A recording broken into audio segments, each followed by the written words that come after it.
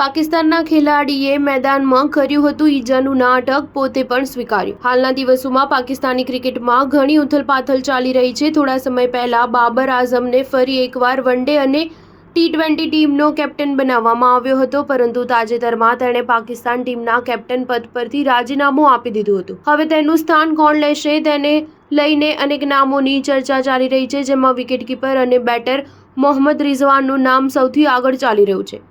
આગામી સમયમાં તેને ટીમની કમાન સોંપવામાં આવી શકે છે। રિઝવાનની વાત કરીએ તો તે ઘણીવાર મેદાનમાં ઇજાગ્રસ્ત થવાનું નાટક કરતો હતો। વિકેટ કીપિંગ હોય કે બેટિંગ કે પછી રનિંગ, મોહમ્મદ રિઝવાન મેદાન પર એવું વર્તન કરતો જોવા મળે છે કે જાણે તેને ક્રેમ્પ આવતા હોય। આવી જ એક ઘટના વનડે ક્રિકેટ વર્લ્ડ કપ 2023 દરમિયાન બની હતી। પાકિસ્તાન અને શ્રીલંકા વચ્ચેની મેચમાં પાકિસ્તાની ટીમને જીતવા માટે 345 રનનો વિશાળ લક્ષ્ય મળ્યો હતો। બેટિંગ કરવા ઉતરેલા રિઝવાન 131 રન કરી અણનમ રહ્યો હતો અને તેની સાથે અબ્દુલ્લા શરીફે પણ 113 રન બનાવીને પાકિસ્તાનને જીત અપાવી હતી।